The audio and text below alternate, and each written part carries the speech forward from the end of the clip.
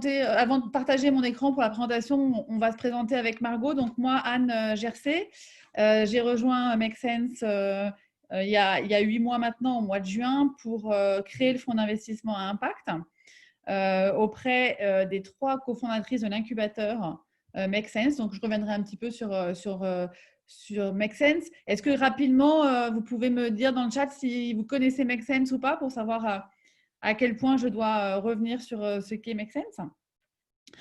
Et moi, donc, j'ai passé 20 ans dans le milieu de l'énergie chez EDF, Gaz de France, qui est devenu Engie. Engie a un fonds d'impact qui s'appelle Engie Rassemblement Énergie, qui travaille sur l'accès à l'énergie dans le monde et la lutte contre la précarité énergétique.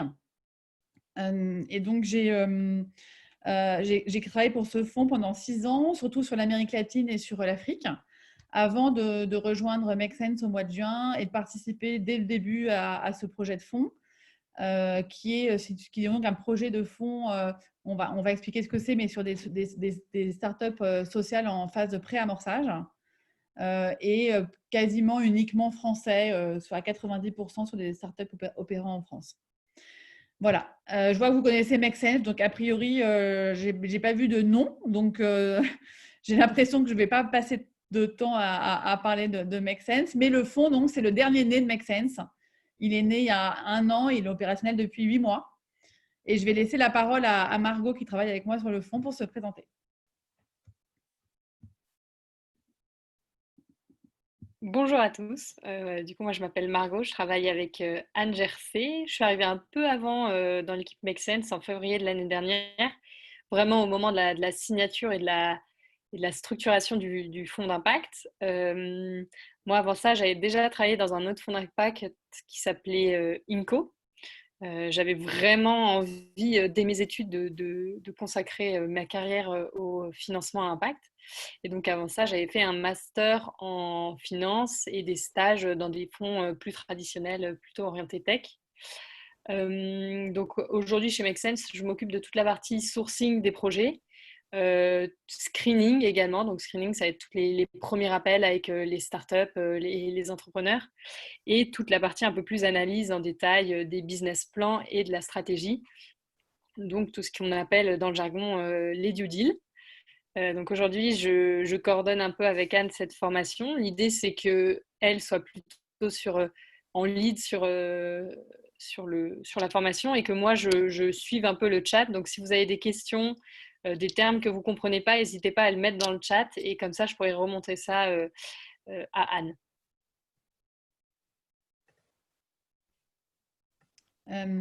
Merci Margot. Donc effectivement, vous allez voir que la présentation se divise en 3 grandes étapes. On fera des pauses questions à chaque étape et Margot résumera vos questions. Effectivement, quand il y a des termes techniques qui un peu parfois, donc comme disait Margot, n'hésitez pas à poser la question. Moi, pendant que je présente, je ne vois pas le chat, mais Margot est en lien avec moi pour les urgences, si vraiment il y a des points bloquants. Donc, bonjour aux derniers qui nous ont rejoints. N'hésitez pas au fur et à mesure de votre arrivée à vous présenter pour qu'on sache un peu plus qui est parmi nous. Voilà, je vais en attendant, parce que ça arrive encore, présenter le fonds d'investissement, expliquer ce que c'est que l'investissement à impact, parce que je ne suis pas sûre que ce soit très clair pour tout le monde ce que c'est que l'investissement à impact par rapport au venture capital standard. Et puis ensuite, on fera un petit sondage pour savoir quelle partie de la formation vous intéresse le plus.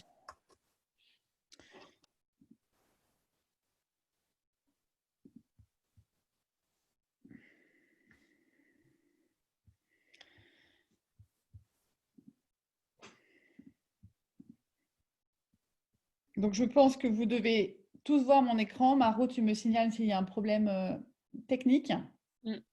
Tout va bien. Donc, nous nous sommes présentés. Et donc, on va parler rapidement de Make Sense Seed One. Ah oui, ça défile tout seul, en fait. Il faut que tu mettes pause, je pense. Ouais. Voilà. Make Sense in One. Donc, Make Sense in One, comme je le disais, a été créé en 2019. C'est un fonds, un petit fonds sur la place des fonds. C'est vraiment le petit fonds, le bébé fonds de 8,2 millions d'euros. Pourquoi 8,2 millions d'euros? Parce qu'en fait, on est le premier fonds en pré-amorçage. Donc, on fait de toutes petites, on participe avec des petits tickets au premier tour d'investissement. Le premier tour, on met les tickets entre 50 et 150 K. Et puis, on peut réinvestir entre 200 et 400 K, donc en maximum 500 K par startup. Et donc, vous allez voir, avec 25 startups, on atteint les 8,2 millions d'euros. Donc, voilà, c'est un petit fonds qui vise à accompagner ces 25 startups sur 10 ans, puisque la durée de vie du fonds est de 10 ans. Alors, on a quelques spécificités. Sans rentrer dans le détail, c'est que c'est un des premiers fonds adossés à un incubateur, donc l'incubateur Make Sense, qui est fort d'un réseau de plus de 200 mentors et experts qu'on peut faire intervenir. Comment on les fait intervenir? C'est qu'on a un programme d'accélération qui s'appelle Accelerate, qui fait partie intégrante de notre due diligence pour évaluer les startups. Et donc, lors de cet accompagnement pré-investissement, on peut faire intervenir ces mentors et ces experts, et également une fois qu'on aura investi. On a une agilité qui nous permet de co-investir à la fois avec des business angels, donc BA c'est business angel, et je reviendrai un peu sur qui ils sont et quels sont leurs profils, et également avec d'autres fonds d'investissement à impact ou plus tech quand on a besoin d'avoir une expertise technique. On a une capacité, comme je disais, de réinvestissement. Nous sommes un comité d'investissement 100% féminin, ce qui est assez rare dans le domaine de la finance et de la finance responsable. Donc, moi-même et les 3 cofondatrices de l'incubateur. Et même si nous prenons des participations minoritaires dans les startups, c'est-à-dire que nous avons entre 5 et 10% ou 15% des startups, on demande d'être présent et actif dans les instances de gouvernance, en général des comités stratégiques, et d'avoir un droit de vote. Afin de continuer à accompagner les startups, puisque vous l'avez compris, l'accompagnement est dans l'ADN de Make Sense. Alors là, je vous ai décrit là, un fonds qu'on pourrait retrouver. Il y a d'autres fonds de préamorçage qui ne sont pas à impact sur la place française. Mais la spécificité de Make Sense, c'est en ça qu'on est le premier fonds d'impact en préamorçage, c'est qu'on est donc un fonds à impact. Alors, qu'est-ce que c'est qu'un fonds à impact? Là, j'ai repris la définition qu'on a travaillé à 15 d'entre nous. Enfin, depuis 4-5 ans, on a un club, une commission chez France Invest qui s'appelle la France Invest Impact, où on retrouve les principaux acteurs de l'investissement impact. Et après beaucoup de travail d'alignement, on s'est mis d'accord sur trois piliers de l'investissement impact. Le premier pilier, c'est qu'on a un double objectif: la recherche de la performance financière et extra-financière, donc d'impact.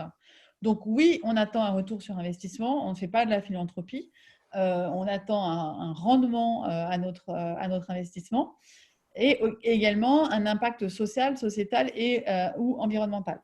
Donc on veut un équilibre entre ces deux objectifs, et l'un ne prime pas sur l'autre. On n'investira pas dans un fonds sans rendement financier, et on n'investira pas s'il n'y a pas d'impact également.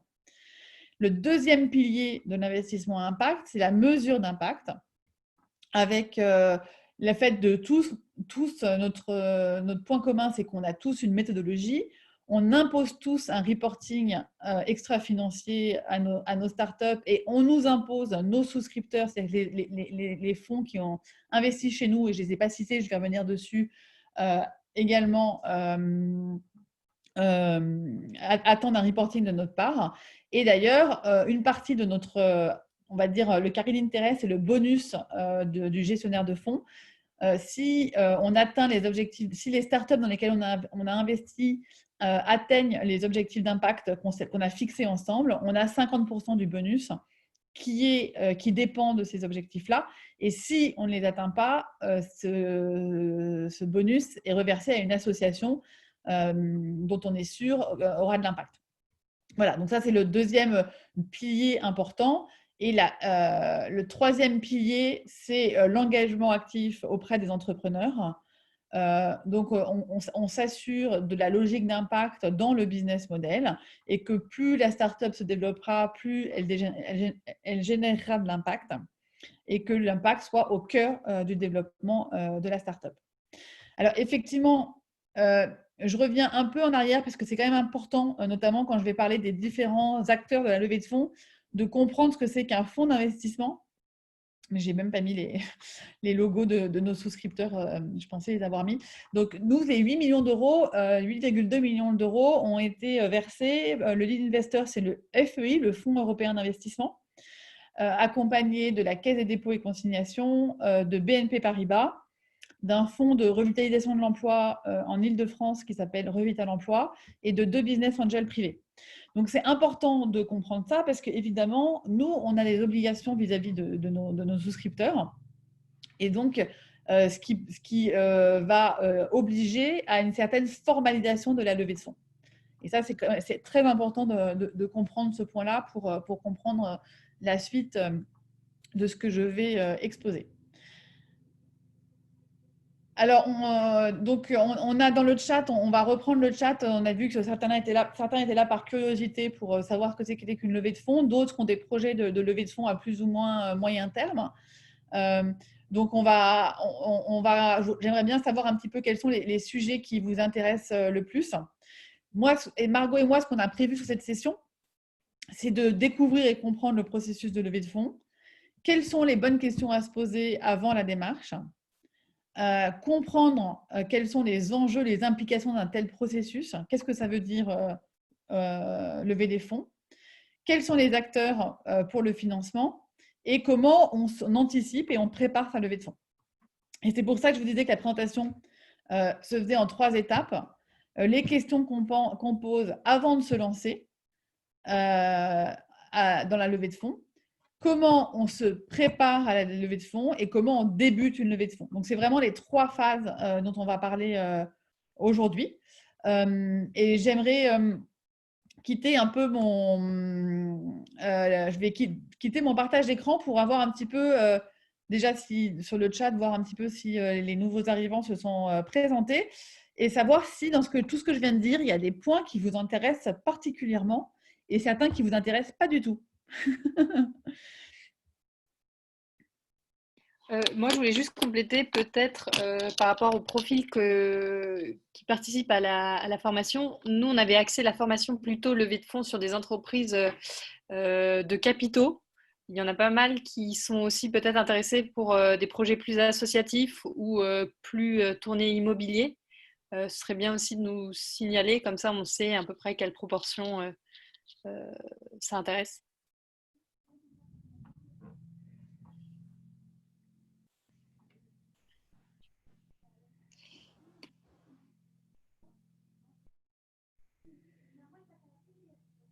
Alors, est-ce que ceux qui ont mis leur caméra et les autres par chat, vous pouvez me dire un peu de 1 à 5 par rapport à ce que vous attendiez de cette formation, est-ce que ça répond à vos attentes par rapport quand vous êtes inscrit, est-ce que c'est à cette question-là que vous pensiez que j'allais répondre. Donc, ceux qui sont à l'écran, n'hésitez pas juste à faire un signe de 1 à 5 et les autres, éventuellement, mettre une note dans le chat.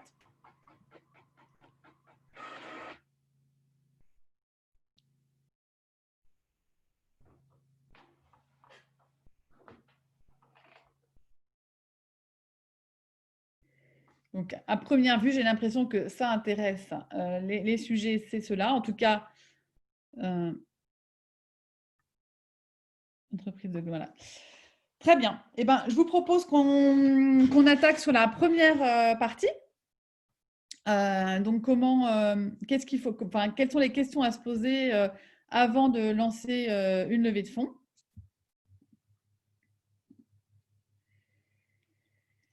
Voilà, je pense que mon écran est réapparu. Et donc, on va essayer de répondre ici à 4 questions principalement. Pourquoi je dois chercher des financements externes? Auprès de qui je vais aller chercher pour quels besoins des financements externes? Rechercher des financements, ça veut dire quand même avoir certaines contraintes. Et quelles sont-elles? Et est-ce que c'est ouvrir mon capital? Donc, comme disait Margot, nous, on a axé la présentation sur ouvrir son capital à des sociétés en action. Et est-ce que ça, c'est adapté à mes besoins et à mon projet? Donc, juste pour qu'on parle tous le même langage, voilà les 5 étapes de développement dont on parle assez communément. Ça va de l'idéation à l'expansion. Donc, en général, l'idéation, elle est financée par les fondateurs. En gros, là, il n'y a pas tellement de frais encore, de charges.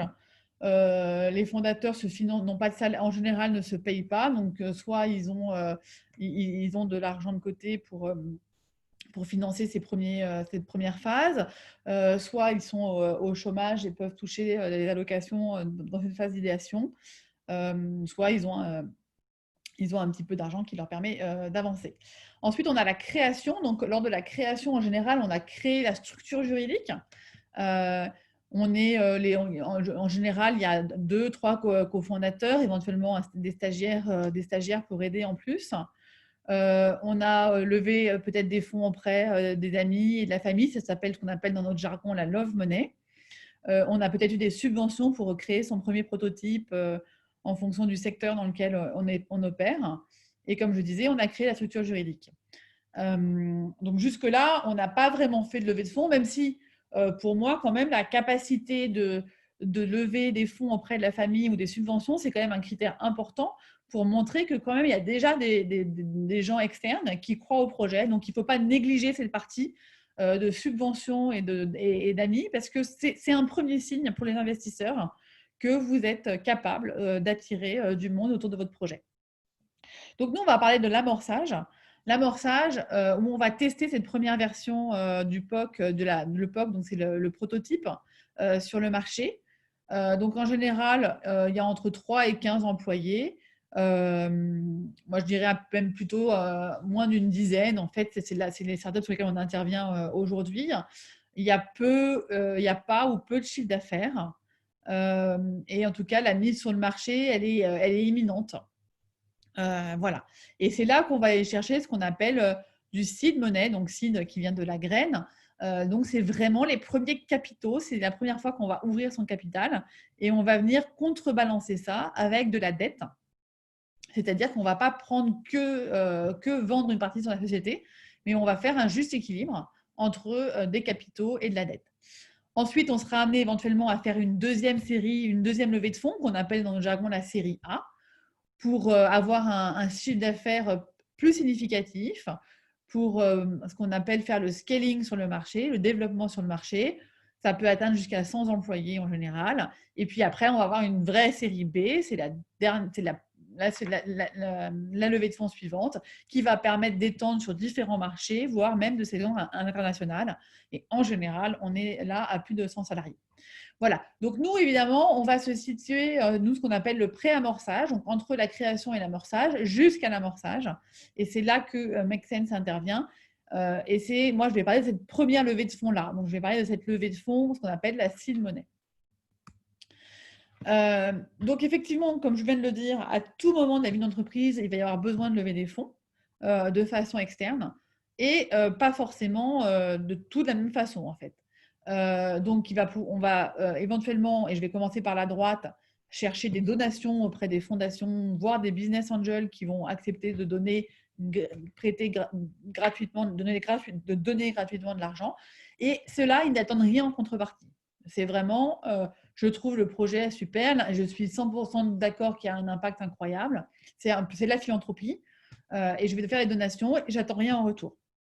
Après, il y a des subventions où certains acteurs spécialisés, par exemple l'ADEME, peuvent vous donner des subventions. Ils ne vont pas attendre un retour financier en échange, mais par contre, ils vont attendre un reporting. C'est qu'ils vont attendre de vous que vous leur donniez des résultats sur la façon dont vous avez dépensé l'argent. Ensuite, il y a la dette auprès des banques en général ou d'acteurs spécialisés, où là, il va y avoir un remboursement d'intérêts avec différentes possibilités, différents échelonnements. Et ça peut venir effectivement compléter une levée de fonds en action auprès de fonds ou de business angels.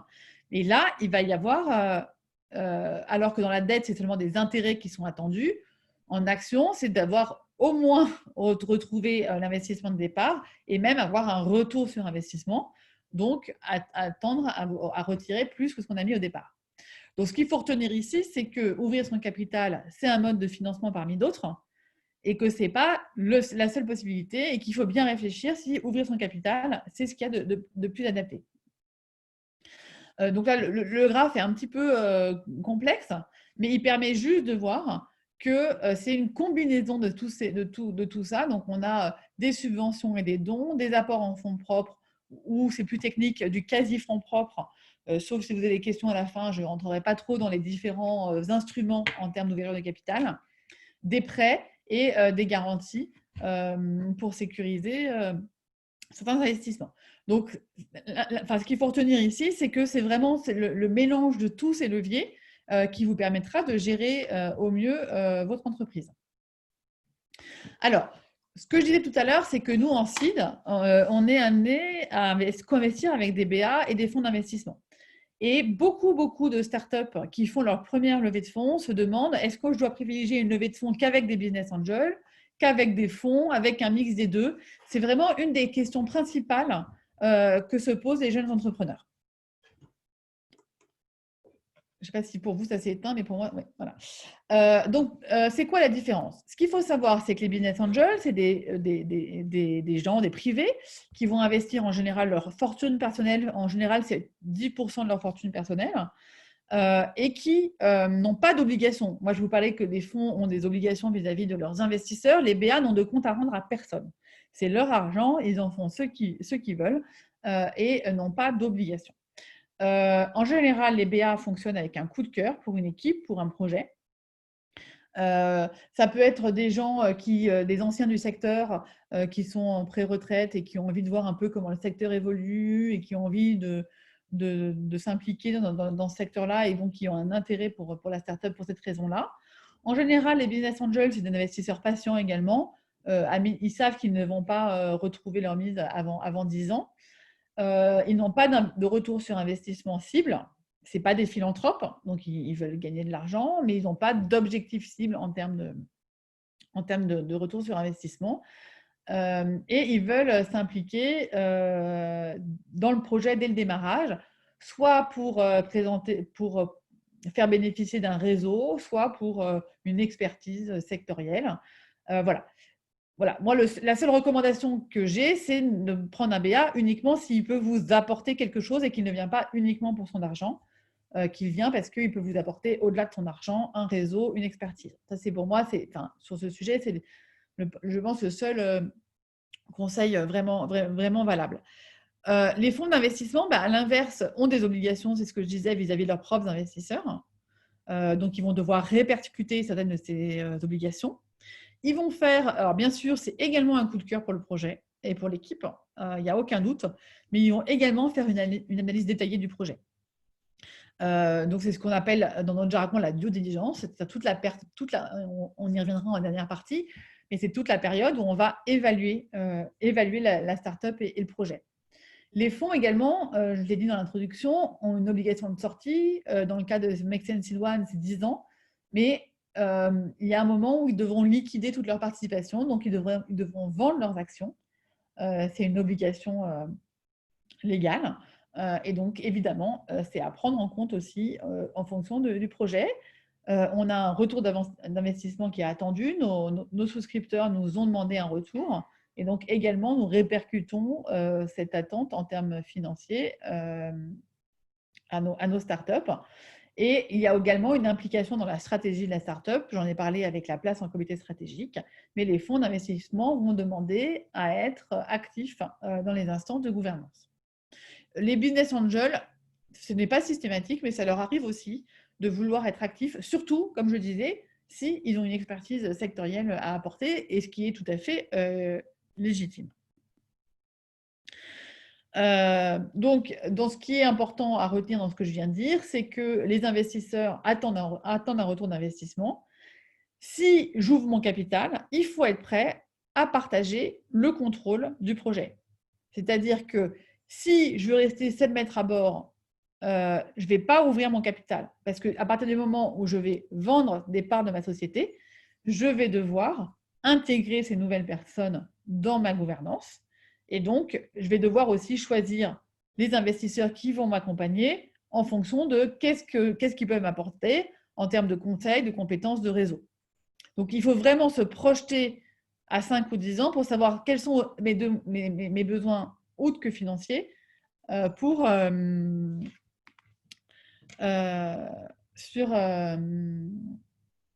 autres que financiers pour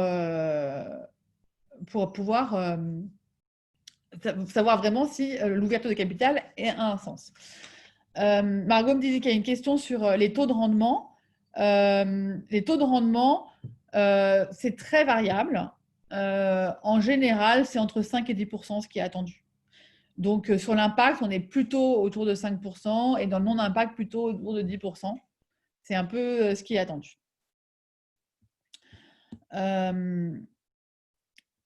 Voilà.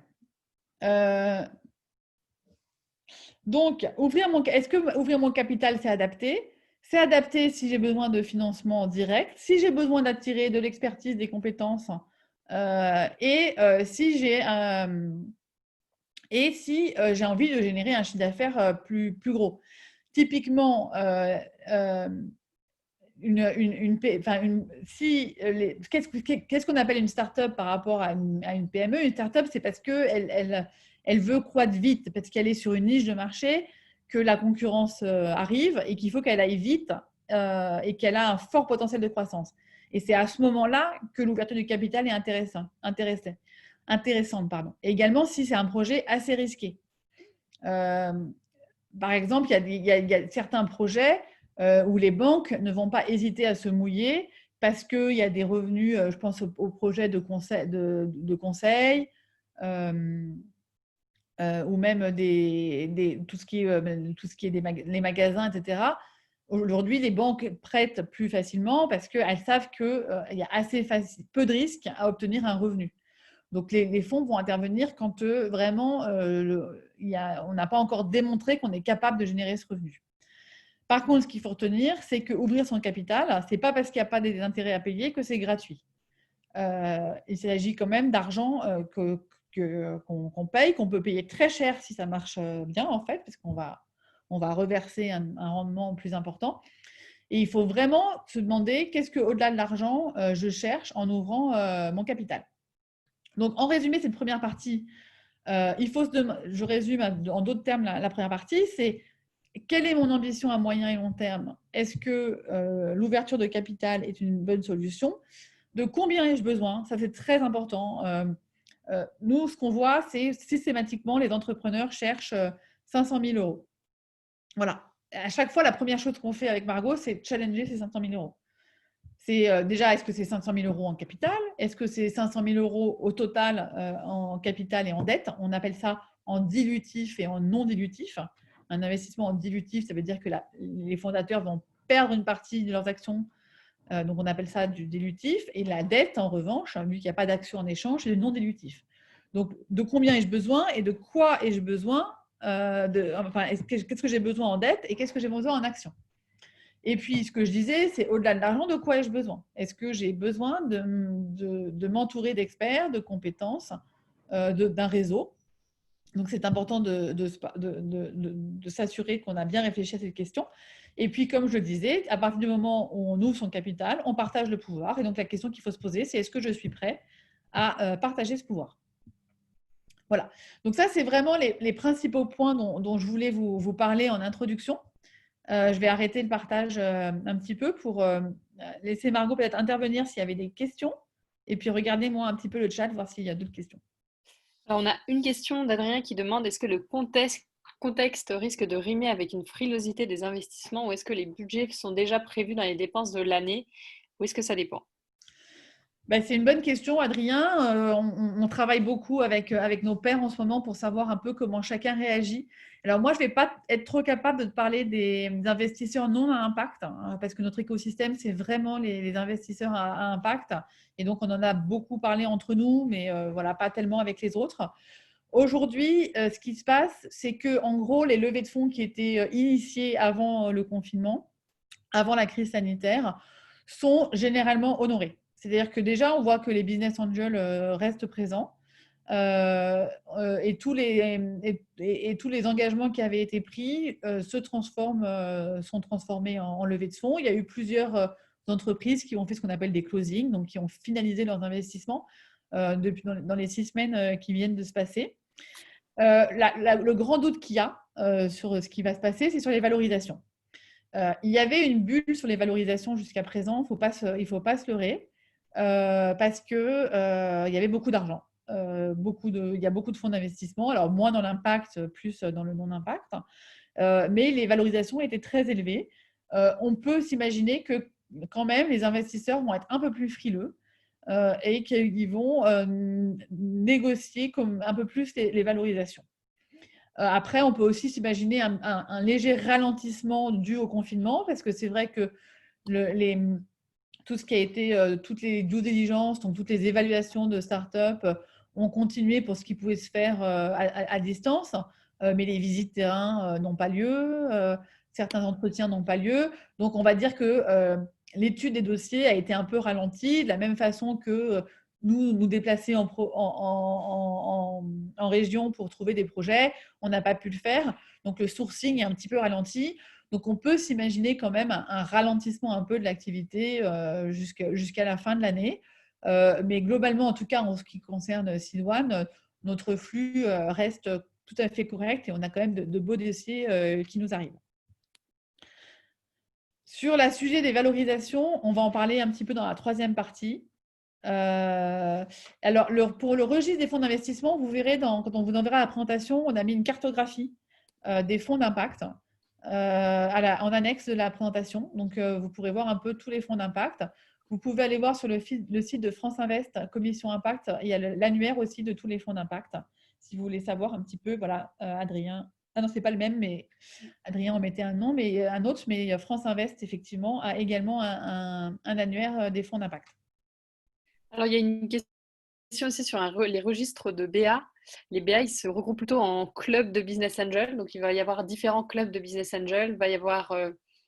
Il y a pas mal de grandes écoles qui ont des clubs de business angel, comme par exemple les mines, HEC. Également, les clubs de business angel par région. Donc, on connaît très bien celui de Paris, mais il en existe aussi dans les autres grandes villes de France. Et il y en a d'autres qui se regroupent par d'autres catégories. Donc, il y a par exemple Femme Business Angel, qui est un grand acteur du business angel, ou encore 50 Partners, qui est un autre club de BA. Donc après, je ne sais pas s'il y a un registre, mais en tout cas, il y a des clubs de business angel. Exactement. Est-ce qu'il y a des questions sur cette première partie? Auquel cas, donc, je vais entamer la 2e partie qui est comment se préparer, qui dois-je contacter et toutes les questions qu'il faut se poser dans cette phase-là. Je repartage mon écran.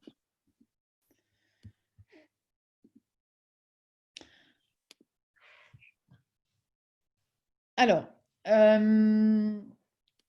donc là, on va parler un peu des principaux acteurs, mais comme je vous l'ai dit, on verra qu'il y a une cartographie beaucoup plus précise en annexe.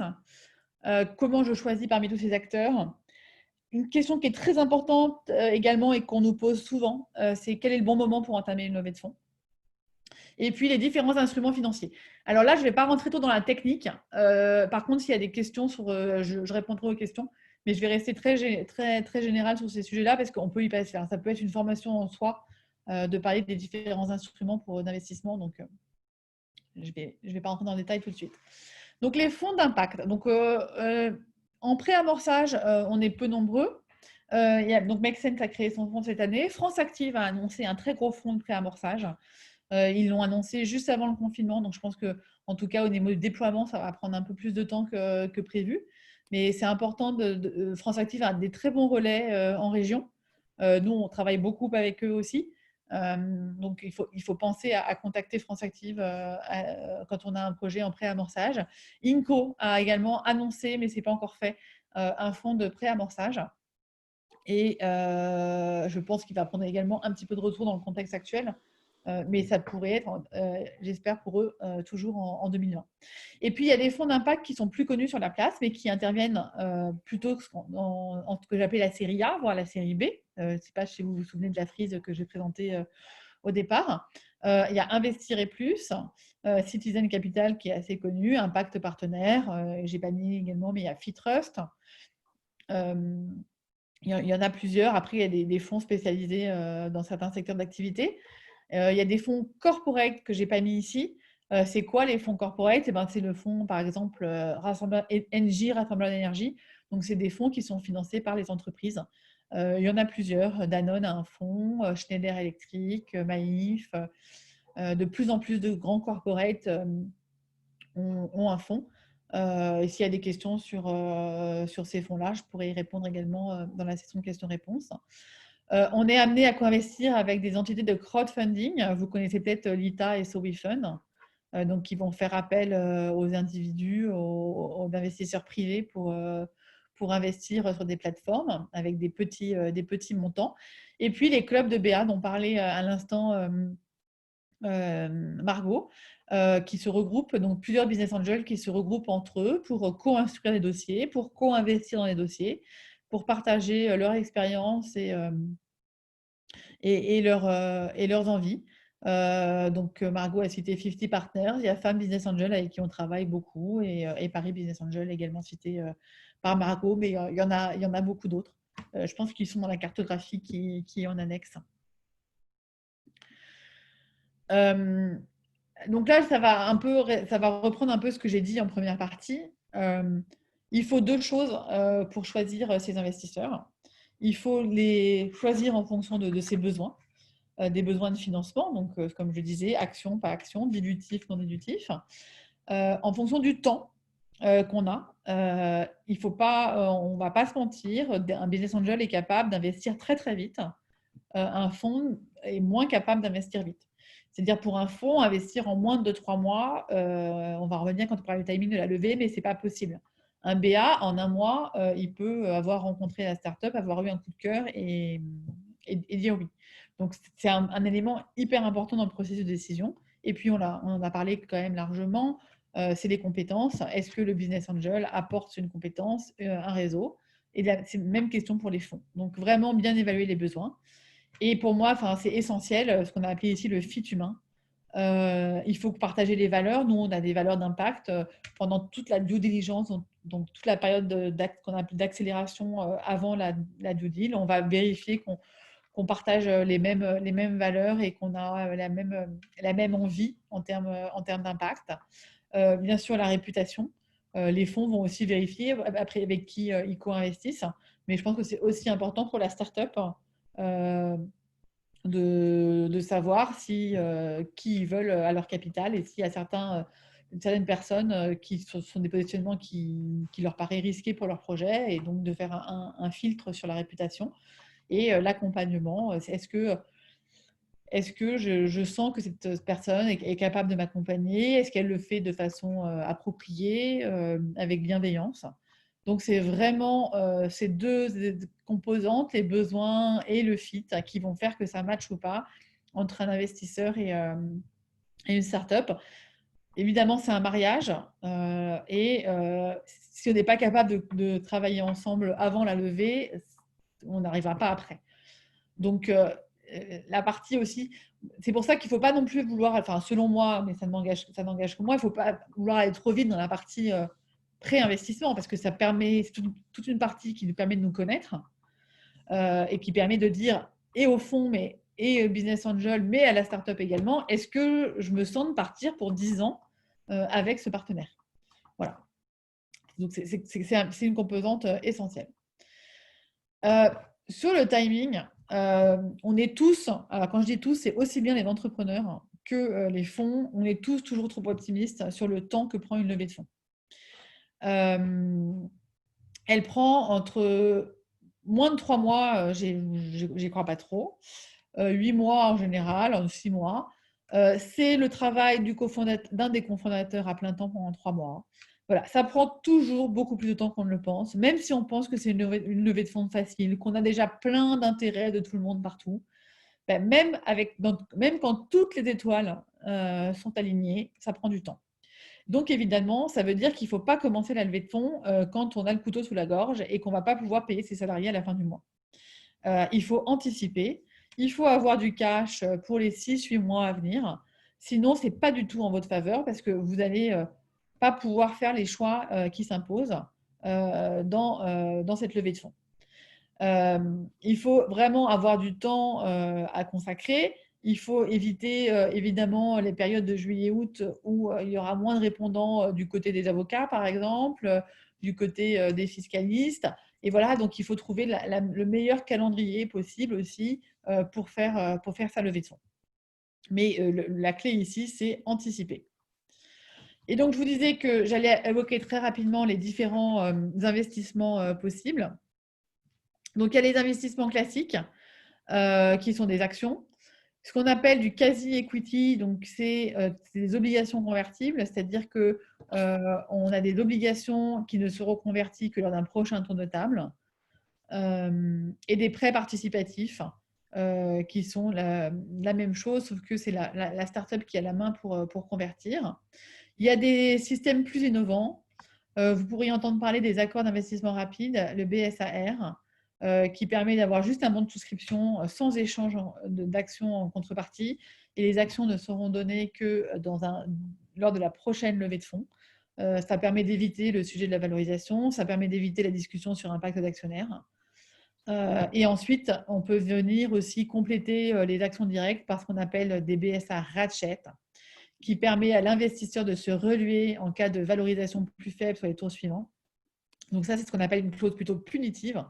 Et à l'inverse, ce que nous, on va préférer chez Make Sense, c'est des clauses incitatives avec des BSPCE, donc des bons de souscription pour création d'entreprise, qui permet aux salariés et aux fondateurs de se reluer en cas de bonne performance. En général, ce qu'on retrouve, c'est une combinaison entre tous ces instruments, avec un mélange d'equity et de quasi-equity, avec des actions avec des BSPCE, éventuellement des ratchets. C'est un mélange de tout ça. Et c'est important d'en discuter de façon assez ouverte avec les investisseurs pour savoir quel est le meilleur instrument dans la situation de la startup. Voilà, je m'arrête là pour cette partie-là, sur cette deuxième partie. Si vous voulez que je rentre plus dans la partie des instruments, je peux le faire. On peut aussi le garder pour la fin en fonction du temps qui nous reste. J'arrête mon partage d'écran pour voir les questions et voir sur quoi vous voulez creuser. On a une question à laquelle on n'a pas répondu de Kelly qui demandait si le déroulé des levées de fonds seed, série A et série B, est-ce que c'est applicable pour l'ouverture d'un tiers-lieu dont le besoin de financement est plus grand au début? Non, pas forcément. Tu ne vas pas forcément avoir besoin d'une série A, une série B. Tu peux avoir un premier gros investissement au départ et ensuite ne plus avoir besoin de levée de fonds. Ça recoupe un peu ce que disait Anne tout à l'heure sur le fait que dans certains cas de figure, c'était plus facile d'aller chercher des banques que des investisseurs.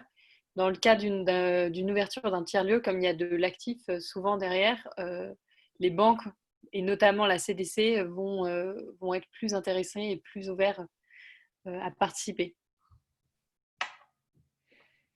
Donc, comme le dit Tamara, ça devient un peu compliqué. C'est sûr que tant que vous n'avez pas commencé à envisager une levée de fonds, ce n'est pas très utile de s'intéresser aux différents instruments financiers. Je pense que c'est utile quand on se dit, ben, ça y est, je me lance dans une levée de fonds, qu'est-ce que je vais privilégier comme instrument financier? Parce que c'est vrai que c'est très technique et ça peut faire l'objet, ça fait l'objet d'une formation en soi.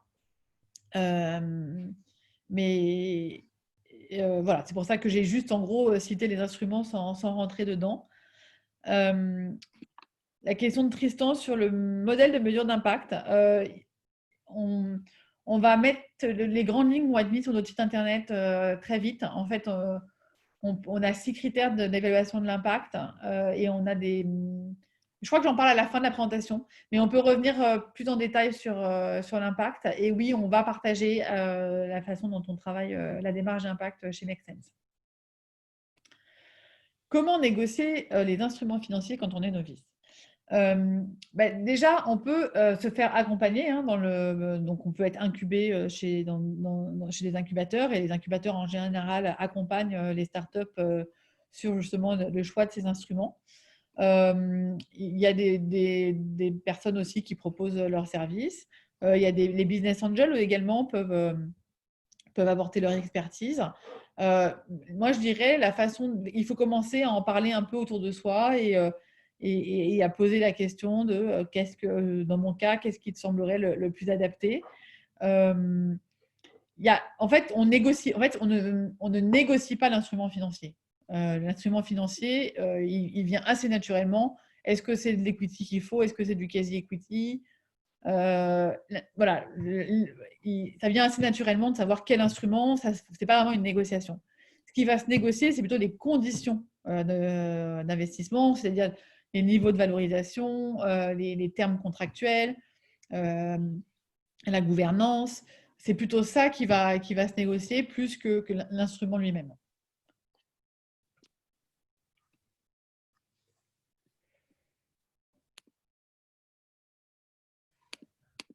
Est-ce qu'il y a d'autres questions sur cette partie?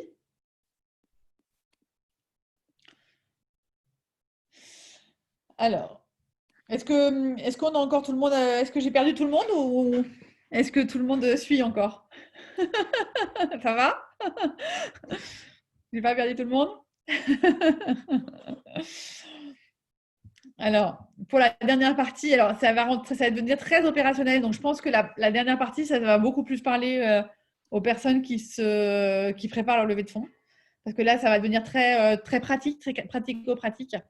Euh, donc, mais ça va devenir pratique, mais peut-être moins technique que la deuxième partie. Donc, la dernière partie, comment on démarre sa levée? On va parler des différentes étapes d'une levée de fonds. Comment on raconte une belle histoire aux investisseurs et les documents que je dois préparer. Donc, c'est vraiment très pratique.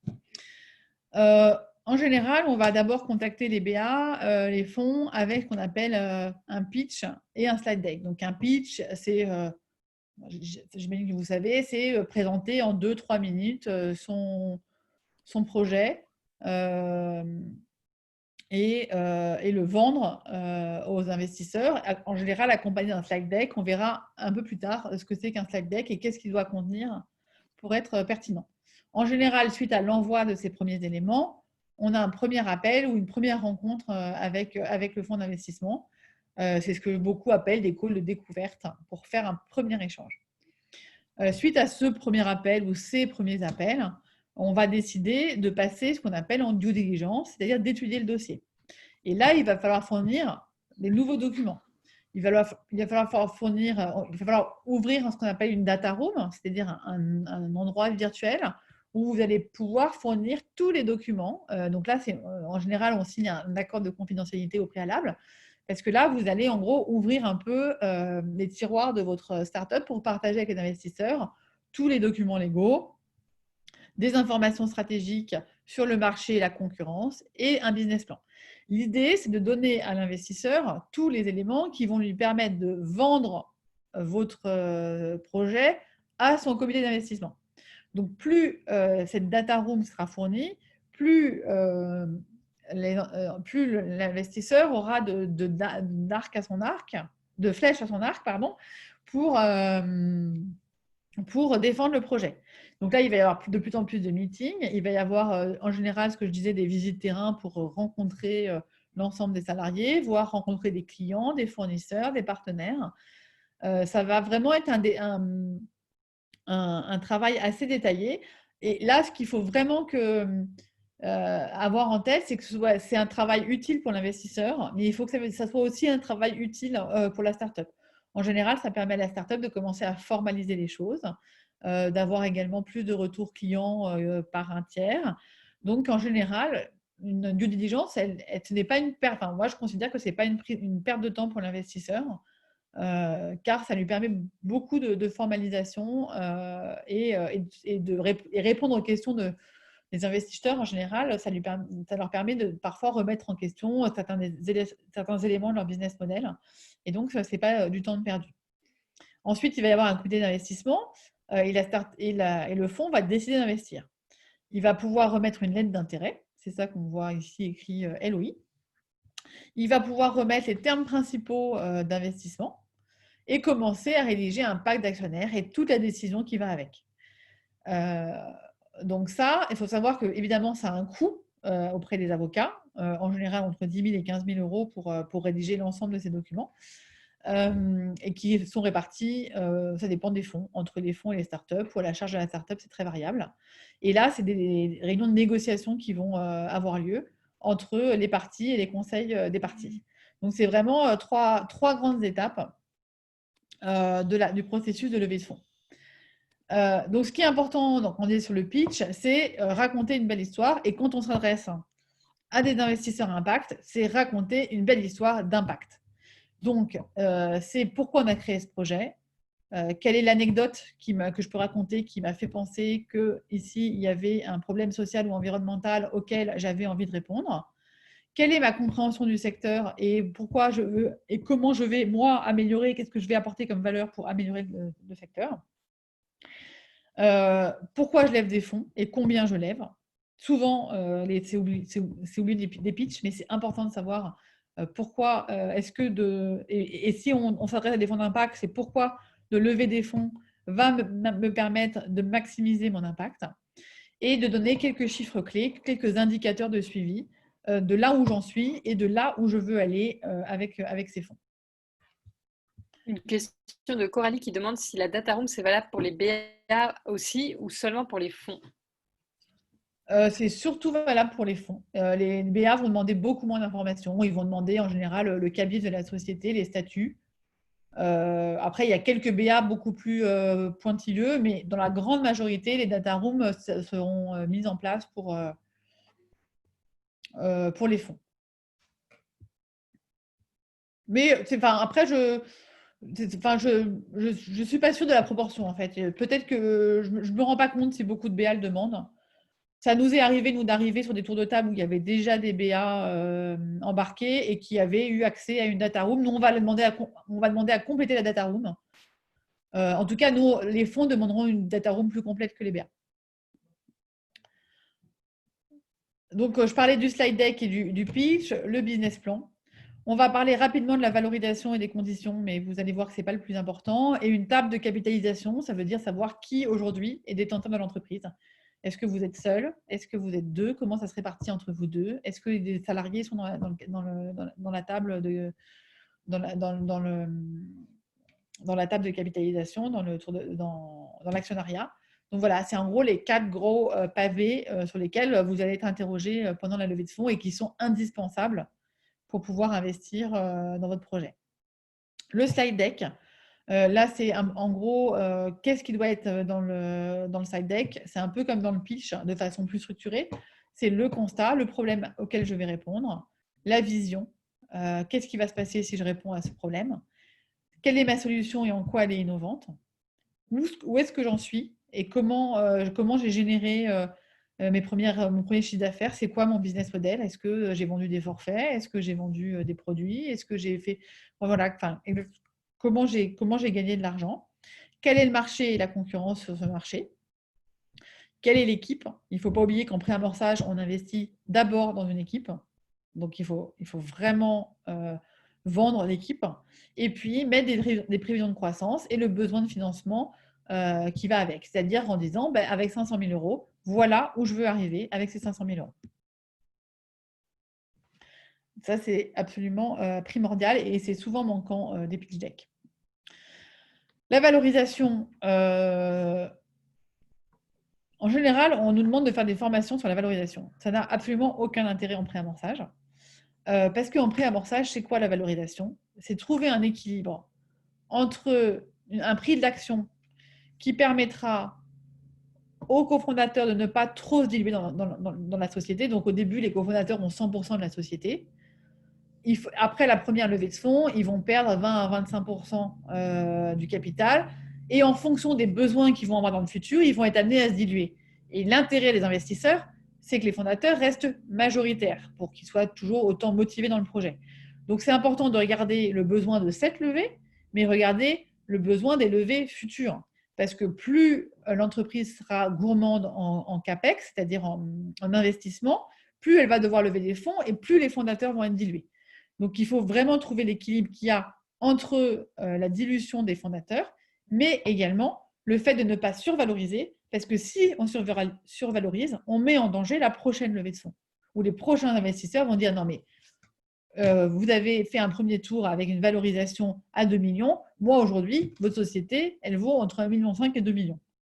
Et dans ces cas-là, eh ben, on est bloqué pour la levée de fonds parce que psychologiquement, c'est très douloureux pour les fondateurs de remettre en cause leur valorisation. Ils ont l'impression d'avoir détruit de la valeur, alors qu'ils ont travaillé pendant jour et nuit sur leur projet. Et donc, psychologiquement, c'est très difficile. Et donc, l'idée, c'est vraiment de trouver cet équilibre entre une survalorisation qui viendra entraver le développement de la startup et une sous-valorisation qui viendra démotiver les fondateurs. Et c'est pour ça que ce que je disais, c'est qu'on a différents instruments pour venir temporiser cette valorisation. Donc, ce qu'il faut retenir ici, c'est que la valorisation n'est pas un élément central de conviction. Il faut surtout ne pas prendre d'engagement avec les BA avant d'avoir parlé avec l'ensemble du tour de table. C'est-à-dire qu'un premier BA qui a un coup de cœur pour vous, vous lui annoncez une valorisation à 2 millions, il va vous dire « Ok, pas de problème. » De toute façon, pour lui, il n'attend pas de retour sur investissement. Il a 10 ans devant lui. Il peut imaginer dans 10 ans, vous serez à 20 millions. Il aura fait 1 x 10. Alors qu'il paye 1 million ou qu'il paye 2 millions au départ, c'est vraiment pas important. Ce n'est pas vraiment ce qui compte le plus pour lui. Et ça peut venir entraver votre tour de table. C'est-à-dire que vous pouvez arriver après vers d'autres BA ou d'autres fonds en disant nous, on a des propositions de BA à 2 millions. Le fonds ou l'autre BA va vous dire nous, ça nous paraît trop. Et donc, vous allez arriver avec une demi-levée et qui ne répondra pas à votre besoin. Donc, c'est très important de ne pas prendre d'engagement avant d'avoir rassemblé l'ensemble du tour de table sur ce sujet de la valorisation. En conclusion, je vais revenir sur une des questions qui était posée sur l'impact. Si vous vous adressez à des fonds d'impact, c'est quand même important de laisser l'impact comme ligne directrice de votre projet, montrer que c'est dans votre ADN et que votre attention derrière chaque action, c'est bien de maximiser l'impact. Comment vous allez participer à faire à participer à un monde plus inclusif, plus durable.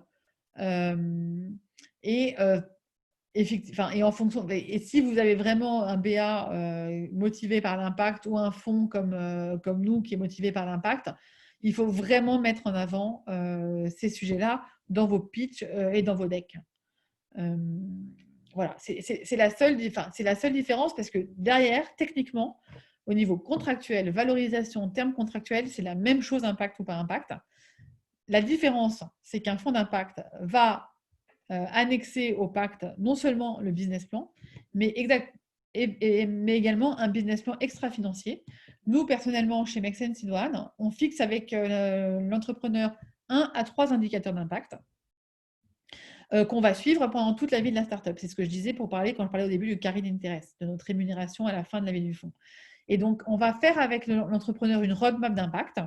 Il y a des indicateurs qui seront faciles à calculer. Et en général, dans le pré-amorçage, c'est des indicateurs très opérationnels, comme par exemple le nombre de clients. Parce que si on maximise le nombre de clients, si on prend une entreprise qui fait de la vente en vrac, plus il y a de clients, plus les clients consomment, plus il y a de clients, moins il y a d'emballage utilisé. Et donc, le nombre de clients est un premier critère de mesure d'impact.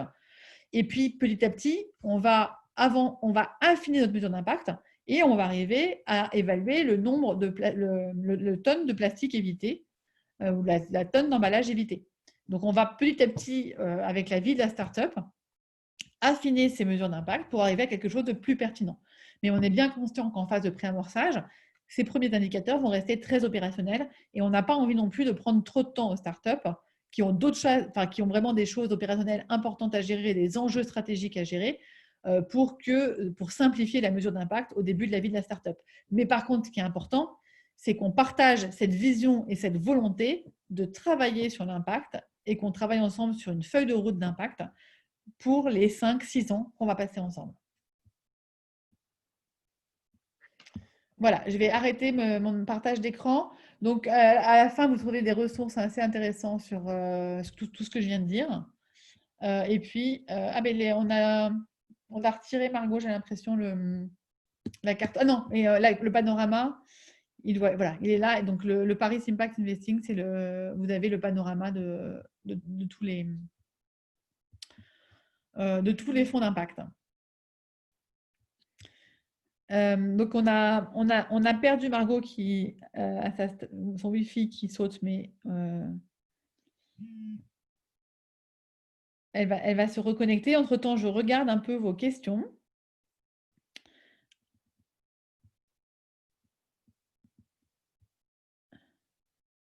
Est-ce qu'on peut faire une levée de fonds pour une SCI? Alors là, tu me poses une colle, une SAS. Il n'y a aucun. Alors là, Sandra, tu me poses une colle, une SAS, oui, une SCI. Je ne sais pas. Si Margot nous entend, peut-être qu'elle sait, peut-être qu'elle a géré ça dans le passé.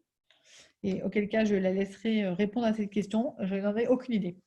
En tout cas, ce qui concerne Make Sense Sidoine, on investit dans les SAS, on n'investit pas dans les coopératives, ni dans les SCI en ce qui nous concerne.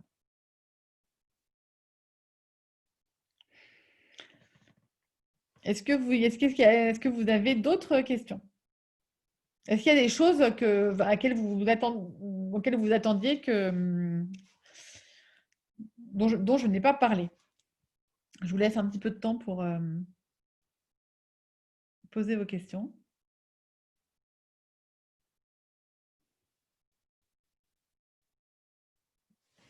Pour ceux qui ont des projets en levée de fonds, je vais mettre notre page internet sur le chat pour nous contacter. Voilà.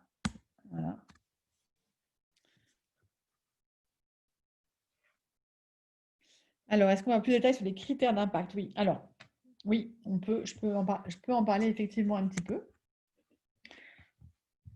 Alors, ça n'engage évidemment que Make Sense. Voilà, c'est vraiment une méthodologie qui est propre à Make Sense. Donc, nous, on a une grille d'impact qui est en 6 critères. Je prends une anti-sèche parce que j'oublie toujours le dernier critère. Le premier critère, ça va être l'intensité du besoin. C'est-à-dire, quelle est l'ampleur et la profondeur du besoin? Donc, à quelle problématique ça répond? Et nous, on va mettre une note de 1 à 4,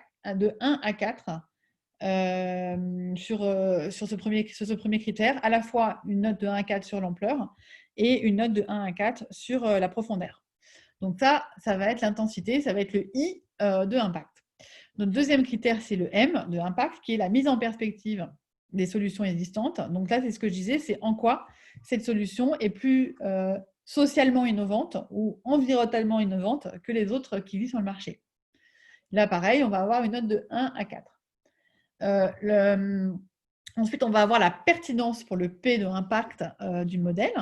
Et là, c'est le lien qu'on peut faire entre les actions mises en place et les impacts générés. Donc, est-ce qu'à chaque fois que je fais une action, je génère un impact? C'est le lien entre le business model et l'impact, sur lequel on va mettre aussi une note de 1 à 4 en fonction un peu de là où en est la startup. Cette note étant amenée à évoluer au cours de la vie de la startup, évidemment. On va regarder aussi l'accessibilité.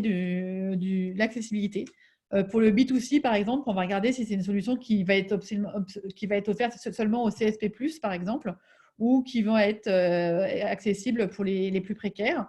Ou est-ce que c'est une solution qui, aujourd'hui, est disponible que pour le CSP+, mais grâce à un changement d'échelle, pourra être pertinente pour les populations plus fragiles. Donc ça, c'est la première chose qu'on va regarder.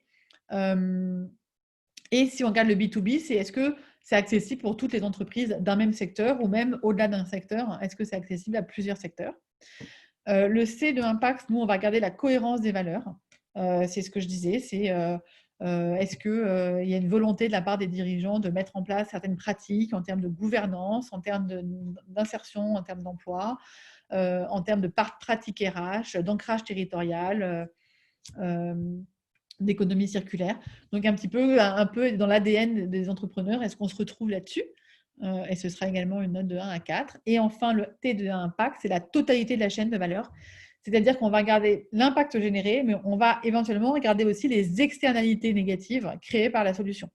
Par exemple, si on a une solution très tech qui nécessite beaucoup de plastique, beaucoup de composants électroniques qui sont difficiles à recycler, on va également prendre ça en compte dans notre analyse. Par exemple, sur le textile, évidemment, on n'investira pas dans des startups qui créent davantage de déchets textiles, puisqu'on sait que c'est un des problèmes majeurs du monde actuel. Voilà, c'est cette grille qu'on note et qu'on note tout au long de vie de la startup.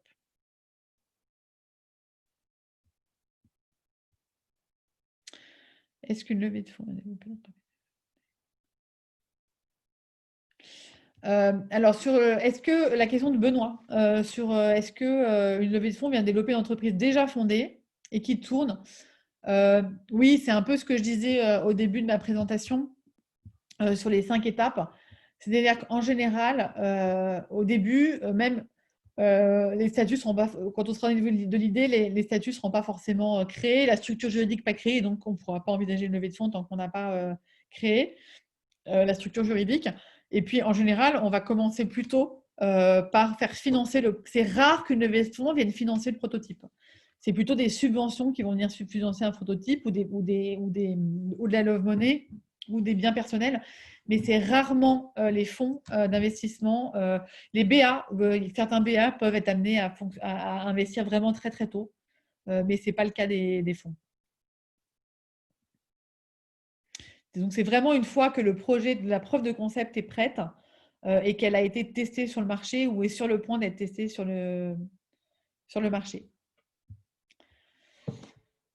Voilà, je pense que j'ai répondu à peu près à toutes les questions. S'il y en a une qui a été oubliée, vous pouvez me la remettre à la fin du chat, comme ça je la vois tout de suite et je peux la traiter tout de suite. Il y a 2 personnes qui nous ont quittés. Les incubateurs dans la région parisienne, outre que celui de Make Sense, donc Make Sense 1, un incubateur. Ce que vous pouvez regarder, là, il y a un appel à projet de Village by CA qui se termine à la fin du mois, qui est spécial impact. Donc, n'hésitez pas à le regarder. Si vous voulez regarder sur ma page LinkedIn, j'ai publié l'appel à projet. Donc, vous pouvez le retrouver assez facilement. Margot, je ne sais pas si tu peux… Inco, Incube des entreprises. À Inco, il y a La Ruche, il y a pas mal il y en a beaucoup d'incubateurs qui font de l'impact. Après, tu as aussi certains qui sont plus spécialisés dans certains domaines que d'autres. Inco, par exemple, ils en ont un programme d'incubation qui est plus sur la santé, un qui est plus sur le sport. Mais tu peux trouver assez facilement des sites, enfin des sites qui te répertorient tous les incubateurs à impact. Et après, si tu veux un avis un peu plus tranché, n'hésite pas à nous renvoyer un mail et si nous, on a un avis, on pourra te donner un retour sur un incubateur. Voilà. Mais en tout cas, si tu as une demande urgente pour être incubé, je t'encourage à regarder le truc de Village by CA parce que c'est maintenant. Alors, sur la question, je ne sais plus où tu en étais, Anne, de Lauriane, quelle est la différence entre capital risque et le seed capital? Alors, le capital risque, ça inclut un peu toutes les entreprises qui sont non cotées.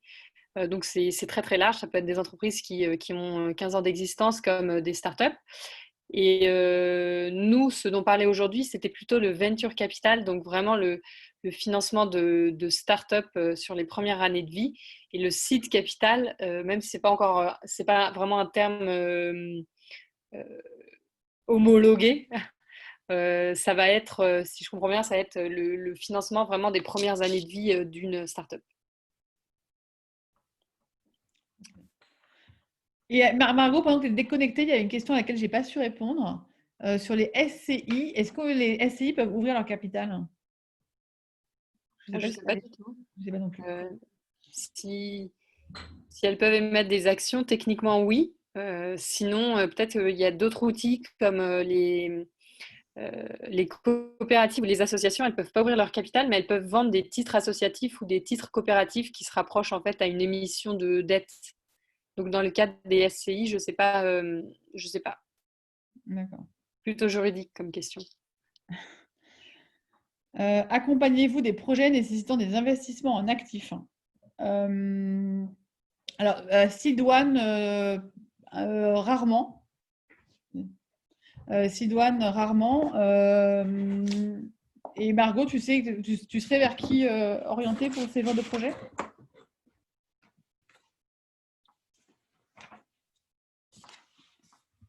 Ah, j'ai le sentiment qu'on a reperdu Margot. Juste, je réponds à la question de Benoît sur la santé. Tu peux regarder l'incubateur de la Croix-Rouge, qui est un très bon incubateur, qui fait plein de choses intéressantes et beaucoup de projets de santé. Je pense que tu peux regarder ce côté-là. Voilà. Je pense que j'ai répondu à toutes les questions. Je vois que tout le monde file rapidement, enfin, doit filer. Est-ce qu'il y a encore une question, deux questions?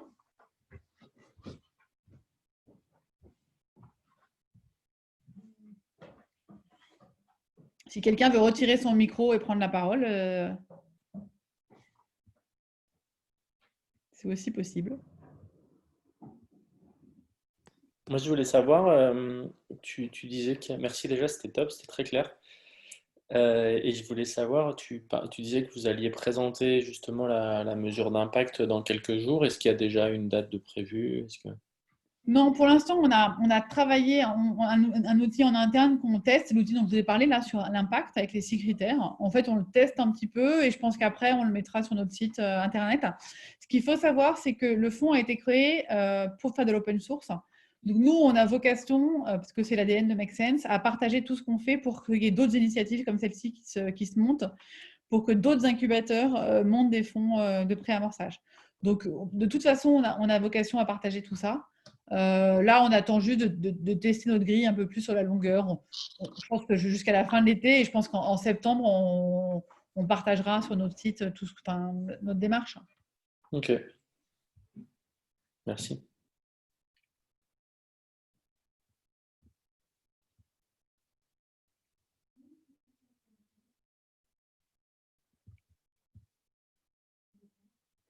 Je vois que Benoît m'a demandé si c'était pour la santé non conventionnelle. Alors, si Benoît, si tu veux prendre le micro et m'expliquer un peu plus ce que tu appelles la santé non conventionnelle, peut-être que ça peut m'orienter sur. Oui, pardon, j'avais juste un problème de connexion.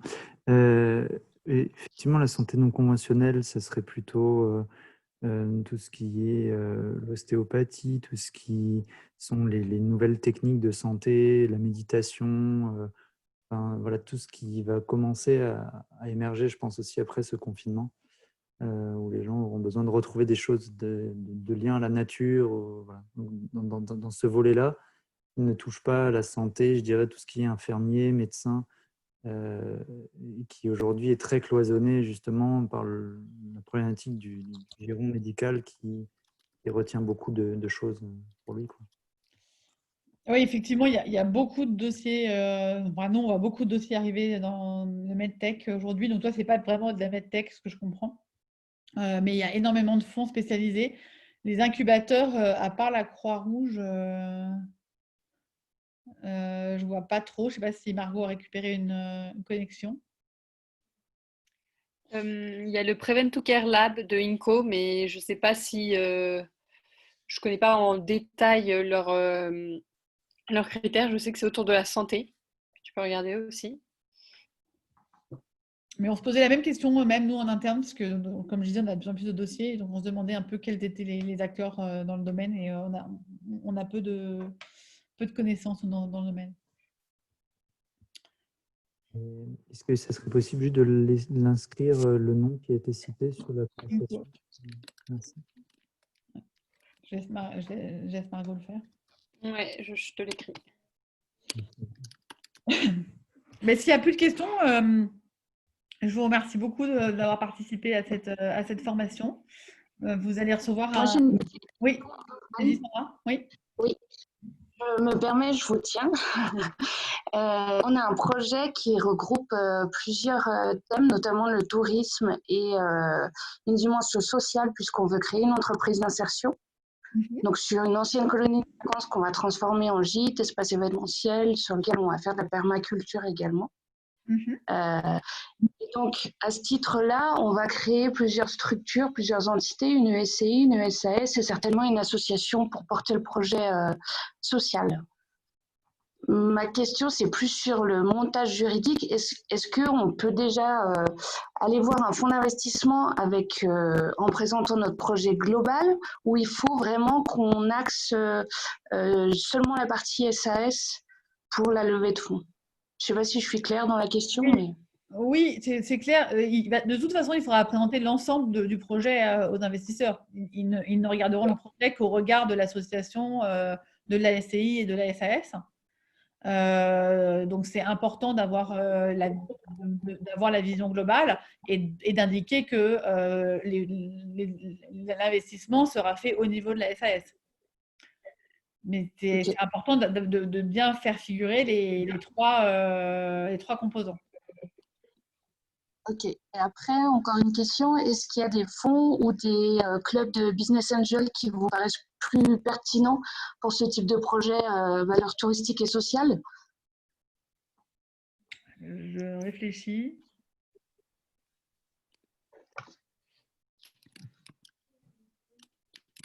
Margot, tu as une idée ou pas? J'ai pas entendu la question.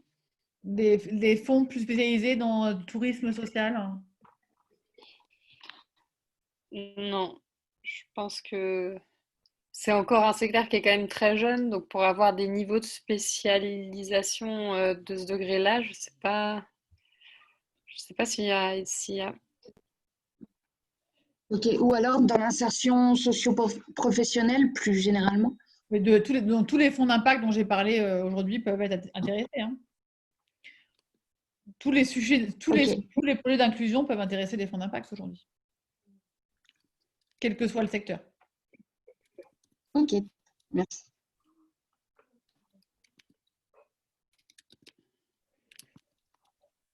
Y a-t-il une dernière question? Mais j'ai pas le sentiment. Alors, je vais vous remercier beaucoup d'avoir assisté à cette formation. Je pense que tout va vous être envoyé, ainsi qu'un questionnaire de feedback que je vous encourage à remplir pour pouvoir en faire bénéficier d'autres si vous avez jugé ça intéressant. Et merci à toi, Margot, de m'avoir aidé.